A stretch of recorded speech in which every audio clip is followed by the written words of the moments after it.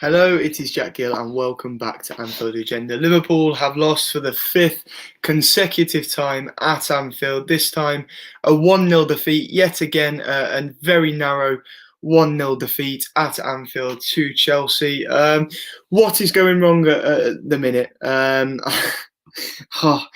sick of trying to answer this question. But once again, Liverpool lacked any kind of fight, any kind of spirit, any kind of desire this evening. They were comfortably beaten. We made Chelsea look outstanding. We had one shot on target at home in a game of the magnitude that we've been speaking about all week. It was a must-win game. It was a must-not-lose game. But once again, we have left Anfield with nothing this evening, and once again we have been beaten comfortably by a Chelsea side who are stronger than us on the night and stronger than us within their form at the moment. Plenty of things that were wrong tonight, in my opinion. You can see from the title of this video that I believe not just with the Salah substitution, but Klopp got his substitutions completely wrong.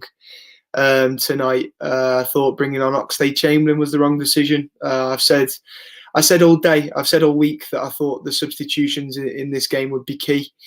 We were frustrated for the entire first half. Once again, it was another first half performance where we may as well have stayed in the changing rooms because we didn't bother coming out. At least it didn't look like that.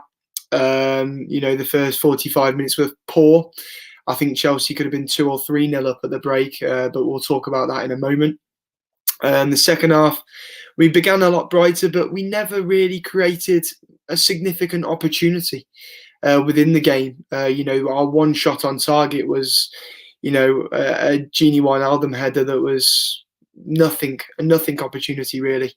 The brightest moment from a Liverpool perspective within that game was when Firmino, danced past the defender, whipped a ball across, and showing just our luck at the moment, it fell to Ozan Kabak, whose first touch was a centre-back's first touch. But pinpointing what's on at the moment is extremely difficult, near impossible. The pressing game is completely gone. And as I said at the top of this video, the worry for me and the reason why I will say today that I am convinced, though mathematically we can still get top four and we are still very much within the race, I can't see it.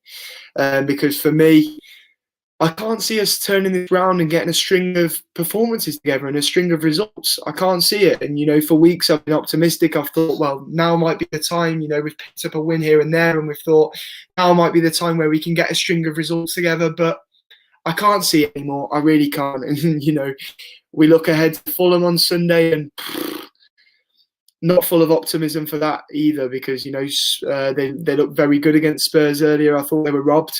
I thought that handball decision was absolutely ridiculous against them, and it's going to be another difficult game. There's no easy game in the Premier League, but it was a different game, but the same old story this evening.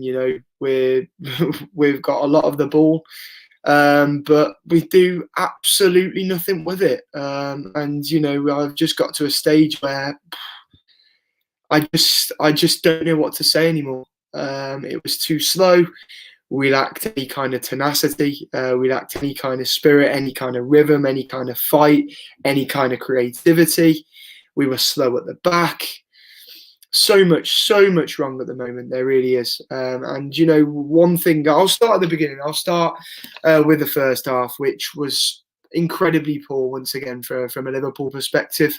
I thought in the first 10 minutes, Mane had an opportunity where he got past Christensen. I thought Christensen was far too slow. And, I think maybe if that was Salah, he goes down and wins a penalty.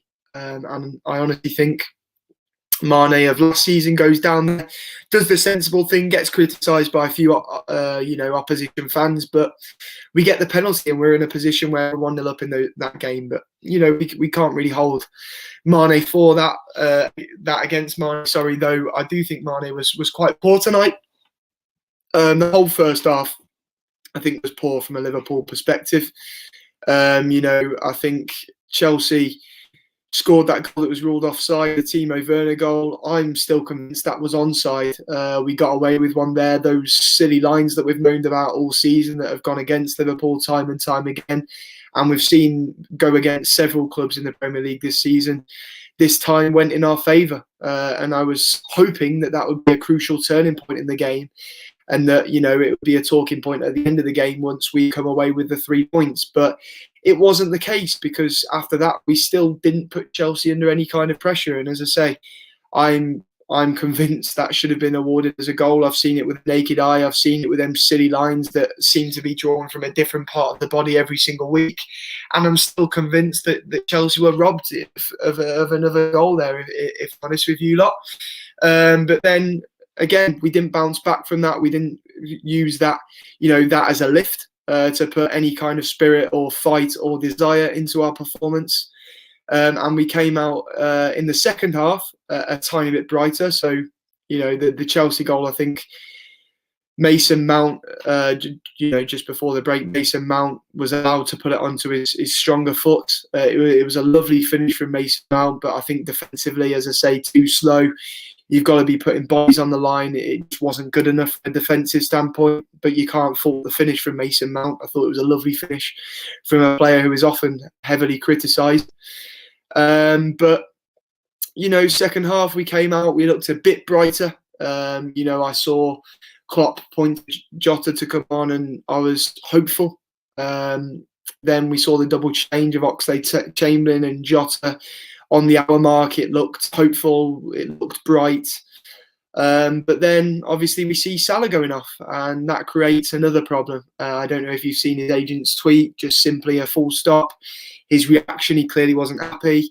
I've seen a journalist, I think it was Matt Critchley, post on Twitter that he was subbed off due to his defensive output. Klopp asked him to track back, and instead he jogged, and Klopp wasn't happy with that, immediately turned to the bench. But, you know, it's just a disappointing performance from Liverpool once again. I honestly believe we could have played all night and still not look like scoring. And how many times have I said that in 2021? I'm getting fed up of saying it. I'm going to go to the comments in a moment. It's hard to pick performances that were good tonight. Once again, I think we're a shadow of ourselves in the last few years. There's numerous reasons for that. These players look tired. These players look like they're lacking confidence. They're lacking leaders within the squads. Henderson, not in that midfield, is a massive, massive loss. And, you know, our record without Henderson in that midfield speaks for itself. And that is why I will speak tonight, and I'll say, look, mathematically, top four looks likely. People will say, even if we don't get top four, let's focus on the Champions League. Over the years, it's been Klopp's tournament. It's been our tournament. But right now, the state we're in, I don't think we're equipped to be talking about these sort of things. I really don't. And maybe, you know, maybe the optimism has been struck out of me and sucked out of me in recent weeks. But that's just how I feel right now. And, you know, there's a comment here that I'm seeing straight away saying I'm sick of excuses. And that's exactly how I feel. You know, it's trying to think what's going wrong, and there's numerous reasons, but it is getting to the point where it seems like excuses. It really is. And, you know, it's putting a finger on what is going wrong and how to turn this around. You know, there was the talk of the new system against Sheffield United. Saw very little of that today. We looked rigid. We knew how Chelsea would line up today. We knew it. You know, we've seen them under Thomas Tuchel in his first 9 games at Chelsea, and there was just no tweaks. There was nothing, and we were very flat. We weren't dynamic, and yeah, I've spoken about lacking spirit, fight, desire, energy, everything tonight. Our pressing game isn't as strong. There's just loads wrong with this Liverpool side at the minute. There really, really is. And a comment here saying, I can't believe how poor we've been of late. And I don't think anyone can. You know, I've just been watching the analysis on Sky Sports with Jamie Redknapp, Jamie Carragher. You know, they get paid to analyse performances in the Premier League. And nobody can put a finger on what's going wrong with Liverpool right now. We're a completely different side. And as people say, you know, it's not as simple as saying, look, we've had loads of injuries at the back. We've had loads of injuries. We're missing Van Dijk. It doesn't explain why we're struggling to create chances. Thiago's an interesting one. People saying that he slows the game down. I don't agree with that. You know, I don't. I think he does. He's not exactly helping things at the moment.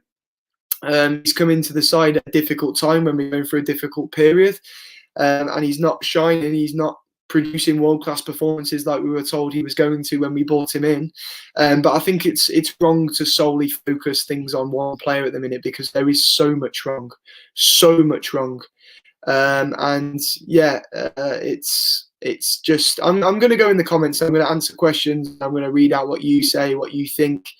One thing I've not even covered yet is the third substitution. You know, bringing on James Milner when we needed a goal. You know, James Milner is usually the person we bring on when we're trying to grind out wins late on, when we've got a narrow lead and, you know, we're trying to defend the lead. We're bringing on an extra leader. Tonight we needed a goal. We put on James Milner when we had Naby Keita on the bench, who I was desperate to see come on, and I thought should have came on with a double substitution with Jota rather than Ox. Even Divock Origi, Xherdan Shaqiri. Why didn't we see players like that? You know, it's bizarre. And I do think Klopp, though, as I've said many, many times before, is the last man that any of us should be blaming right now. I do think he got it wrong with his substitutions this evening. I really do. And I'm gonna waste no more time. I'm gonna go into the comments, see what all you lot think. I have a feeling there's going to be a lot of opposition fans in the comments, but I'm going to see what decent comments I can find this evening.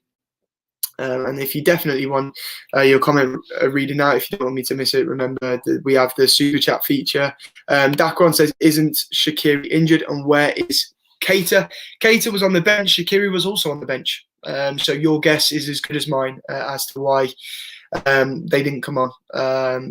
I said beforehand that, you know, it was a must-win game. Some people put me back in my box and said, look, it's not a must-win game, but it's a must-not-lose game. But once again, we've come away from Anfield with nothing. And, you know, it's our 5th consecutive defeat at home. We've never, ever had a record like that in our entire history. And you know, the good thing we can look upon after tonight is, thank the Lord that the second leg of the RB Leipzig tie has been moved away from Anfield with the form we're in there at the moment. So, yeah, thank God it's been moved to Budapest. Let's have a look at the rest of this. Robbie Jones says, need Haaland to get them headed balls in. Any talk of Haaland and Mbappe in this is just absolutely stupid. I said before the game, you know, we're looking at signings like Haaland, Mbappe, Varane. What is the reason to join them when at this rate we're not going to have Champions League football next season? And you know, they're not realistic aims at the moment. They're really, really not. It's going to be difficult to, you know, persuade Rafinha and Neto to join us over the Champions League clubs that will undoubtedly be after them in the summer. So, you know, I think I've said this numerous times. We gambled at the start of January in not bringing in centre-back straight away. Then we panicked at the end of January, made 2 decisions that were business decisions in bringing Kabak and Davis, you know, low-cost signings, because we panicked, and we're paying the price for it. And now FSG may miss out on the financial benefits of finishing inside the top 4. That's what it's looking like at the moment. So yeah, I don't want to see any talk about Haaland, any talk about Mbappe, anything until we see where this Liverpool side is at the end of the season.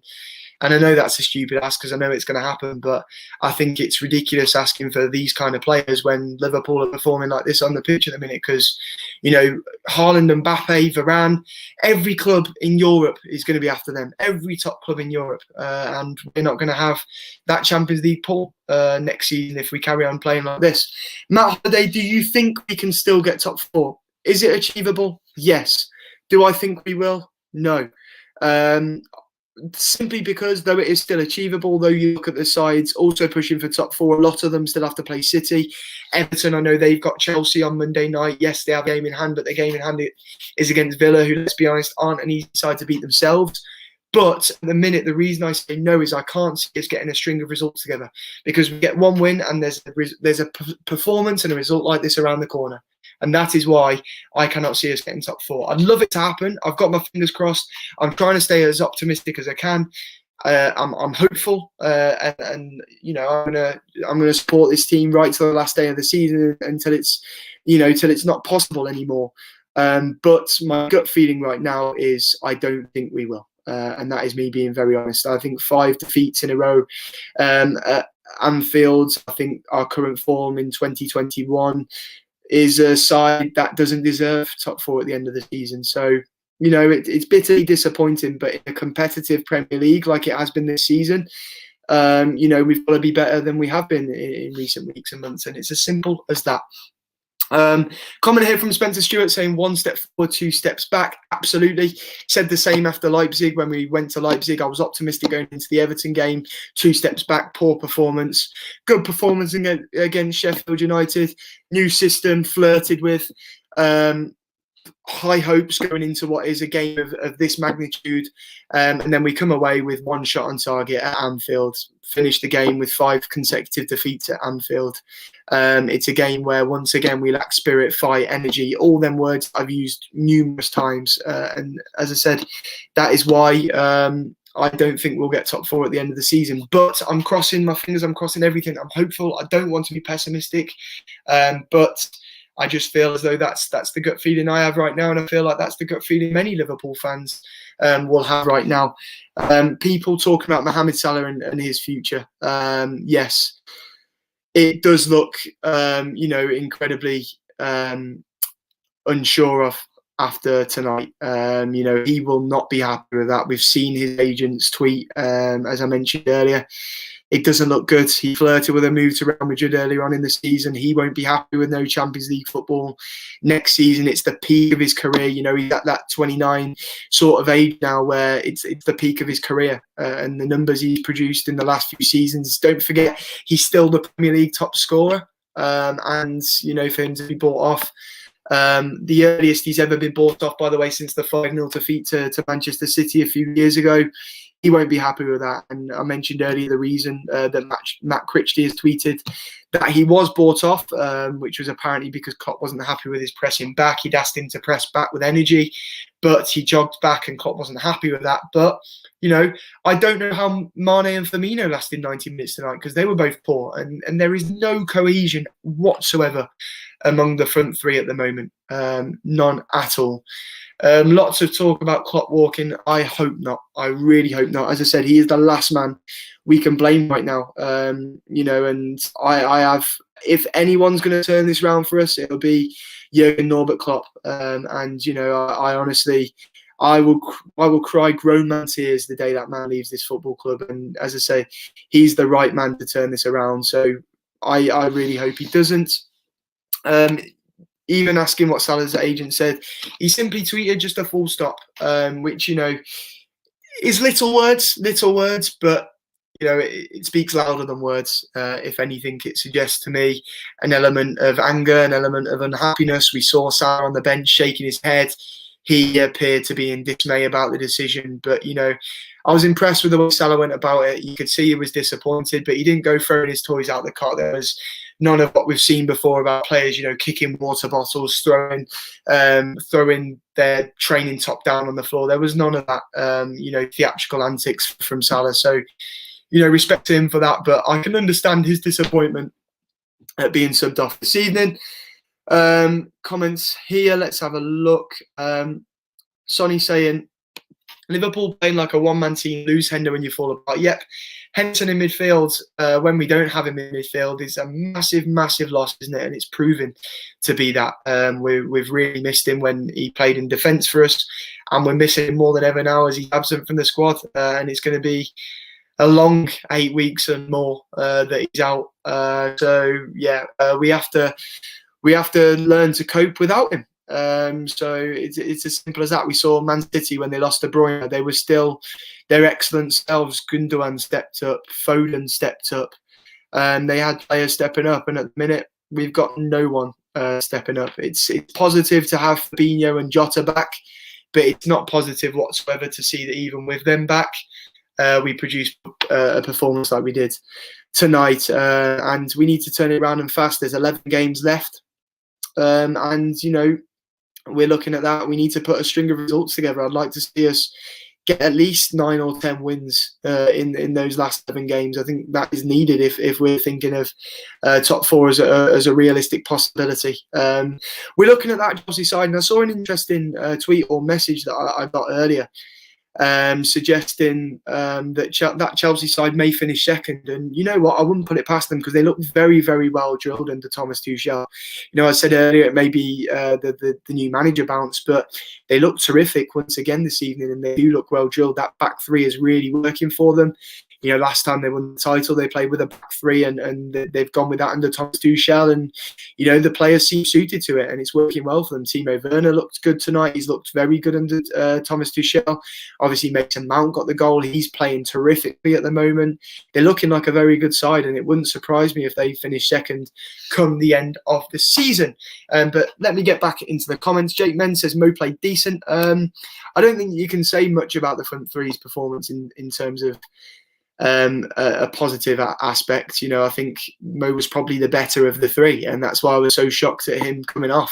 But I think all of them were pretty poor, and I expect better from all of them. But I do think taking him off was a bit demoralising, and it was something that I wouldn't do. There's lots of Klopp out talk in the comments, but I'm not gonna go into that at all.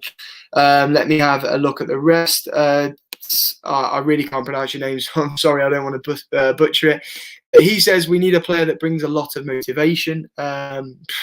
Yeah, this set of players look completely demoralised at the minute. They're lacking character, spirit. They're lacking all kinds of stuff at the minute, and it needs to change. It really needs to change. We're running out of time to sort this out. Top 4 is running away from us now, and teams are starting to get into form. Tottenham have got Dele Alli and Bale coming into form to add to Kane, Son, Lucas, Bergwijn, players like that, and they're going to look good. They're going to grow, and you've got Chelsea who have come into form. Everton obviously took 3 points from us the other week. They look good at the moment. They're grinding out 1-0 wins at the minute. 1-0 again tonight. You look at Leicester and Manchester United, who have fallen a bit, but they built a sufficient points gap between us and them. So it is a real worry right now, and the reason is we're running out of time to turn this around. We really are. Lee Matthews says, top 4, we are dreaming. There is no way we will win 10 games. That's why I think it's unrealistic. And that's just my opinion. There'll be people that disagree with me. There'll be people that say that, mathematically we're only 4 points behind, I believe. But the thing is, for me, it's looking at the string of games and going, can the teams ahead of us slip up, and can we get a string of results in the next 11 games? And that's why I can't see it happening. And people will say, well, now surely we put all our eggs in the Champions League, that put it all in one basket. The performances we're seeing right now, there's no chance of the Champions League. We need to turn this around, and fast. Lots to talk about Alisson and that first goal. There was a bit of hesitation, but you can't hold things against Alisson. He's going through a difficult time at the moment, and I don't think you can solely put it on him. I think playing the high line with a slow back line that we've got at the minute is a bad decision. I think that's something that we need to sack off. That's my opinion. I know Klopp's been quite rigid with the high line. I know it's something that has worked really, really well for us. But Kabak, I'm sure they're still waiting for him for the team bus. He's that slow. I'm not convinced on his pace at all. And I do think that high line needs to change because... yeah, I'm not too convinced that high line works with our current defenders, but that's just my opinion. Musa Khan, as I said, he says, need to win the Champions League now. People will say put our eggs in that basket, but as I say, that is going to be an incredibly difficult task. It's not easy to say, look, let's just go and win the Champions League. You're playing against Europe's elites. It's not something that, the Premier League's failed, let's focus on the Champions League. That's not how to look at that competition. It's a competition that suited us over the years, yes. It's a competition over 2 legs that suits Klopp. Klopp loves the 2-legged ties, has done over the years, yes. But look at this Liverpool side right now. Are we good enough with these performances recently to win the Champions League? The answer is no. Anything can happen in football. Yeah, yes, absolutely.